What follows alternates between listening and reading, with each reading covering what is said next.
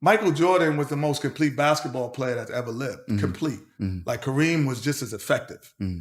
Certain people could be, LeBron at times could be just as effective. But the most complete basketball player that ever lived is Michael Jordan. Completeness. Preach. So like his ability to do every aspect of basketball at the highest level. He had no weaknesses. Because what happens is what college does, the best coaches are in college basketball. Because there's more. Mm-hmm. The best ones are there. So they design defenses and offenses that are different from the NBA.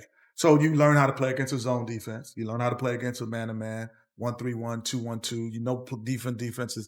NBA is just strict man-to-man. But your philosophies and thought process is from a totality of all of those defenses. Yeah. So now the game is easier for you, and you're much more easy. What I always say about Michael, what's different between even the great Kobe Bryant and great LeBron James is he was still the most fundamental basketball player. Like LeBron's IQ is crazy, but the most fundamental, when you watch LeBron, you don't always say he's most fundamental. Yeah. So correct hand in the passing lane. But that was Michael. He was the best athlete and the most fundamental because he went to college for 3 years and developed certain things. Played with Jordan. Now, Yes. This is what I want you to do, man. I want you to rank these three players. Okay. Number one being the best, so on and so forth. Jordan, LeBron, Kobe. Oh. How do you rank that? Right now, I go Jordan, Kobe, LeBron. Really, though? Yeah. Who's the best player in the NBA right now to you, Kenny? Right now, no, LeBron is. Right. But the career, Kobe. Mm-hmm. Michael's, it's like if you went to music, you would say it's Marvin Gaye. Then you might say Charlie Wilson.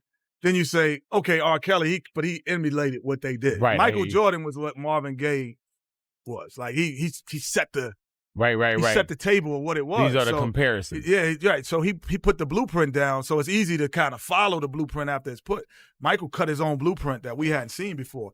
And he was the first great athlete that was a great technical player. Mm. So, like, he had his correct hand in the passing lane, correct footwork, defensive alignments. I'm still coming over. And most guys who are great athletes, they don't do that. They say, I'm going to jump over you and run by you. He was Right. the first that put both together at the perfect height at 6'6".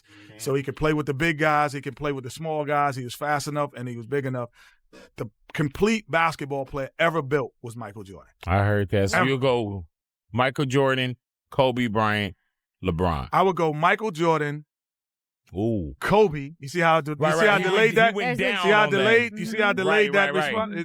Kobe. Right. Long before LeBron James was crowned king, before Kobe Bryant mastered the art of the fadeaway, and before Stephen Curry redefined shooting with half-court bombs, one name stood alone as the embodiment of basketball greatness: Michael Jeffrey Jordan. He was not just a player, he was a legend, a myth.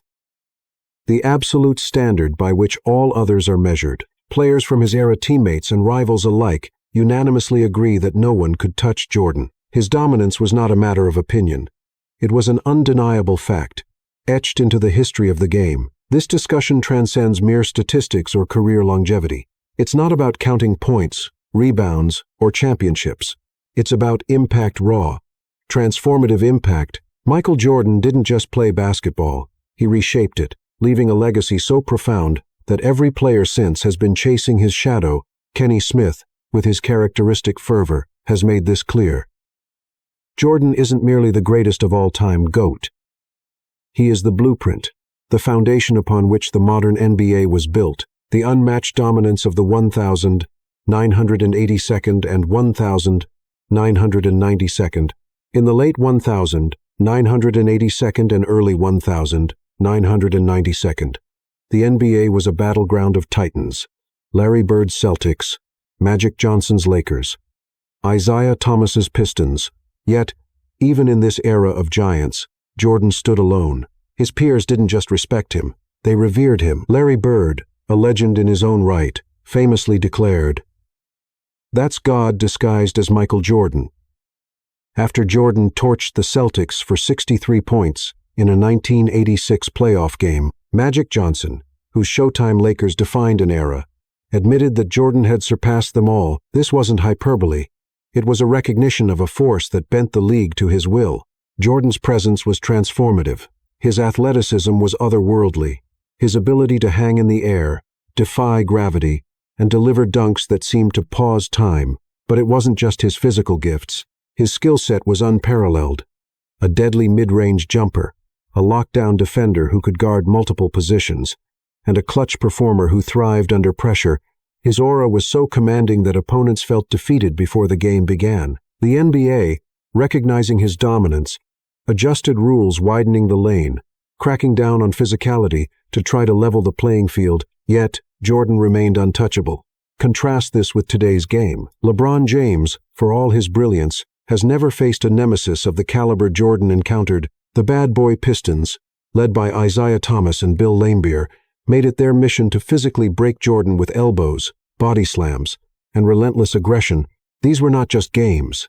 They were wars. Jordan faced Magic's Lakers, Charles Barkley's Suns, Patrick Ewing's Knicks, and Reggie Miller's Pacers, all teams led by Hall of Famers, in their prime, unafraid to challenge Jordan's supremacy. LeBron's rivals, like Roy Hibbert or Paul George, simply don't compare to the gauntlet Jordan ran. The modern game, with its emphasis on spacing and reduced physicality, has made the path smoother for today's stars. Jordan had no such luxury. He earned every inch in a league designed to test the limits of endurance, the killer instinct that defined a legend. What set Jordan apart wasn't just his talent, it was his mentality. Kenny Smith emphasizes this relentlessly. Jordan possessed a killer instinct that has no equal in basketball history. He didn't play to win, he played to destroy. Every slight, every taunt, every perceived disrespect was fuel. Clyde Drexler dared to compare himself to Jordan. Jordan responded by outscoring him in the 1992 finals, cementing his superiority. Gary Payton, the glove, claimed he could guard Jordan. Jordan torched him in the 1996 finals, proving otherwise. Byron Russell's trash talk led to one of the most iconic moments in NBA history, the last shot in 1998, where Jordan crossed him over and sealed his sixth championship with a jumper that echoed through time. This wasn't about branding or publicity. Jordan's fire was intrinsic, a primal force that drove him to dominate. He didn't seek friendships with opponents. He sought their surrender. In an era where physicality was king, Jordan thrived in the chaos. The Bad Boy Pistons' Jordan rules were designed to batter him into submission, yet he emerged stronger, leading the Bulls to sweep them in 1990. His ability to turn adversity into triumph was unmatched. Compare that to today's NBA, where players exchange jerseys, laugh before games, and embrace rivals. Jordan would have found such camaraderie unthinkable. He didn't come to make friends. He came to leave opponents in ruins. The architect of the modern NBA, Jordan's impact extended far beyond the court. Kenny Smith argues that Jordan didn't just play the game, he redefined it, both as a sport and a global business. Before Jordan, basketball players were athletes. After him, they became cultural icons. His Air Jordan sneakers, launched in 1985 with Nike, didn't just sell shoes, they created a cultural phenomenon. The Air Jordan brand remains a juggernaut, outselling modern competitors decades later. Every young star today, from LeBron to Zion Williamson, dreams of a signature shoe, a personal logo, a global brand. That dream exists because Jordan made it possible. The NBA itself transformed under Jordan's influence. In the 1982nd, the league was a niche sport, overshadowed by baseball and football in America. Jordan's charisma, highlight reel plays, and relentless pursuit of excellence turned the NBA into a global spectacle. His battles with Bird, Magic, and others drew millions of viewers, elevating the league's profile. By the time he led the 1992 Dream Team in Barcelona, Jordan had made basketball a worldwide obsession. The NBA's global reach, its games broadcast in over 200 countries, its stars recognized from Tokyo to Paris, owes its foundation to Jordan. LeBron James, Kevin Durant, and Stephen Curry have reaped the benefits of billion-dollar sneaker deals and global endorsements. But they walk a path Jordan paved. Kenny Smith puts it bluntly. Without Jordan, the modern NBA collapses. The sneaker empires, the lifetime contracts, the global fame, all trace back to one man. Jordan didn't ride a wave. He created it. He turned basketball into a religion, selling not just products but an ethos of obsession, perfection, and legacy. Every superstar today owes him a debt, whether they acknowledge it or not, a career without regret. Jordan's career is a study in perfection. Kenny Smith, echoing Jay Williams, insists that Jordan has no regrets, and why should he? 6 trips to the NBA Finals, 6 championships, 6 Finals MVPs, no Game 7 second, no collapses, no missed opportunities. Every time he reached the biggest stage, he delivered. His 1,992nd Bulls were a dynasty, not just winning but dominating with a flair that captivated the world. From the 1,991 sweep of the Lakers to the 1,998 last shot against the Jazz, Jordan's finals performances were masterclasses in clutch execution. Even more remarkable is his defiance of time. In 2001, at age 38, Jordan returned to the NBA with the Washington Wizards. At 40, he dropped 40 points in a game against younger, prime athletes, a feat that wasn't just impressive but almost mythical. Most legends fade into retirement. Jordan returned and reminded the world he was still the standard. This wasn't nostalgia. It was a statement. He told critics to be silent, rising stars to wait their turn, and Father Time to take a seat. That 40-point game wasn't a fluke. It was Jordan asserting his immortality. Compare this to LeBron James. LeBron's career is extraordinary. 4 championships, 4 MVPs, and unmatched longevity. Yet, his legacy includes blemishes, finals losses, moments of struggle under pressure, and reliance on super teams in Miami and Los Angeles. Jordan faced no such scrutiny. He never faltered when the stakes were highest. His consistency was otherworldly. No off nights, no playoff flops, no excuses. Kenny Smith argues that this reliability sets Jordan apart.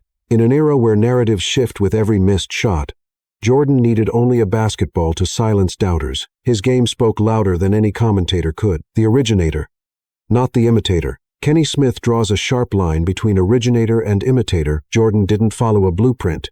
He wrote it. His style, elegant yet ferocious, precise yet explosive, set the standard. The mental warfare, the clutch performances, the branding, the mindset all began with him. Kobe Bryant studied Jordan's every move, from his footwork to his fadeaway.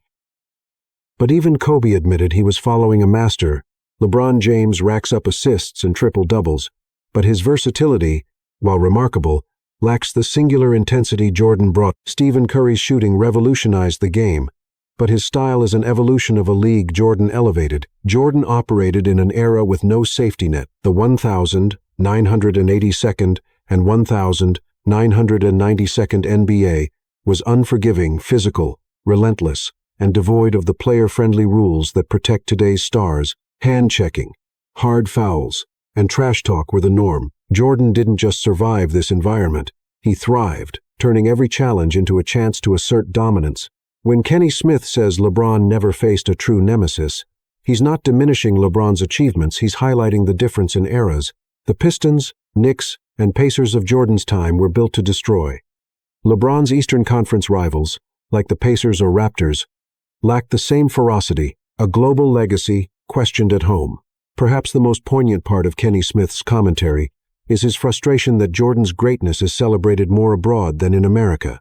In Italy, Asia, and Europe, Jordan is revered as a deity. His highlights studied, his legacy unquestioned. Fans in Milan wear Air Jordans with pride. Children in Shanghai emulate his fadeaway.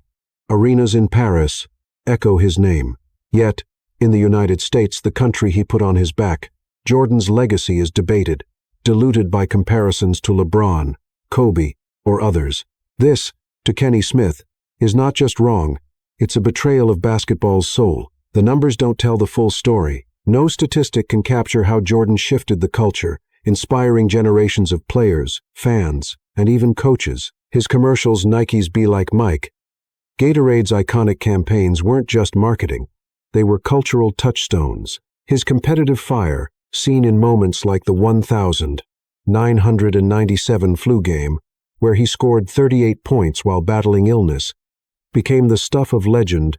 His work ethic, practicing relentlessly, outworking, everyone set a standard that players still aspire to. Jordan's influence has no borders, no expiration date. He didn't just dominate the game, he authored it. LeBron, Kobe, and Curry walked through doors Jordan kicked open. They're great, no doubt. But Jordan is sacred.